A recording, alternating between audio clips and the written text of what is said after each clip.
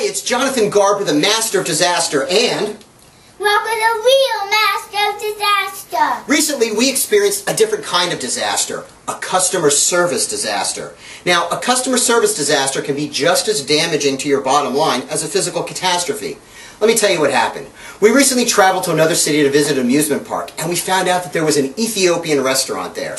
Now, my wife, the mistress of disaster, and I love Ethiopian food, so we made reservations and drove 30 minutes from the hotel to get there. And when we got there, we sat, and we waited, and waited. Right, till finally I got up to get us menus. Now, this was a bad sign, but we were invested already, right? Well, this was a modest-sized restaurant, and it wasn't crowded, but it took 20 minutes before we could place our order. It turns out they were short a waiter that night who couldn't make it in. So we went back to waiting and waiting. And finally, after what seemed like an eternity, our food came. And guess what? It was great! The food was great. We stuffed ourselves. I would have ordered more, but quite frankly, I couldn't stand the thought of waiting more. Now, bear in mind, I have 2 small kids, and we spent the day at an amusement park. Did you have fun?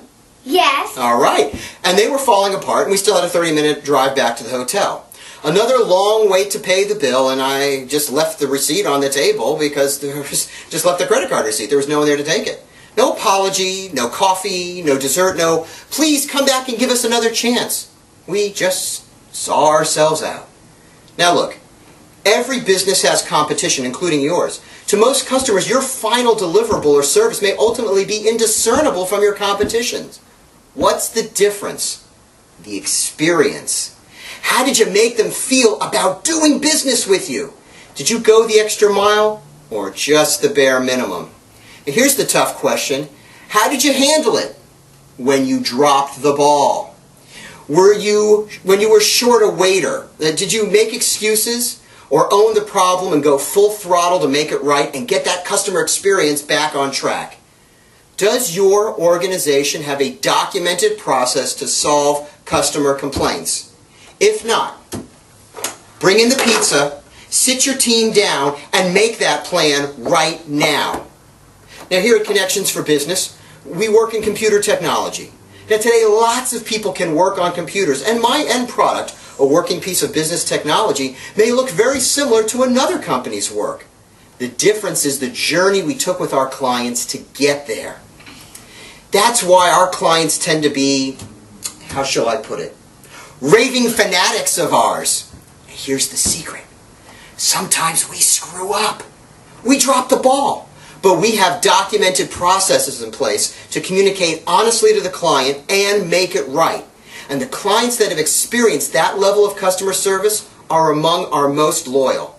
You see, I have a philosophy. Customer service is what you do when things go wrong, not when they go right. The measure of a service organization is how they handle problems. When there are no problems, most customers will just say satisfactory on a survey.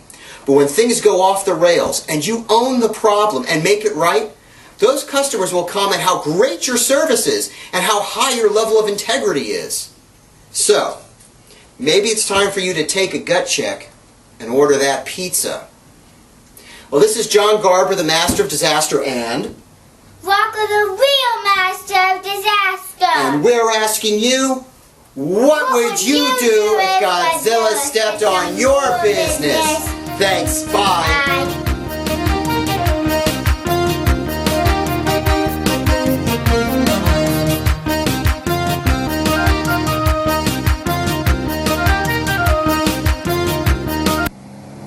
Sid, I don't care what you have to do. You call Daryl at Universal and you tell him what I said. The kid stays in the picture.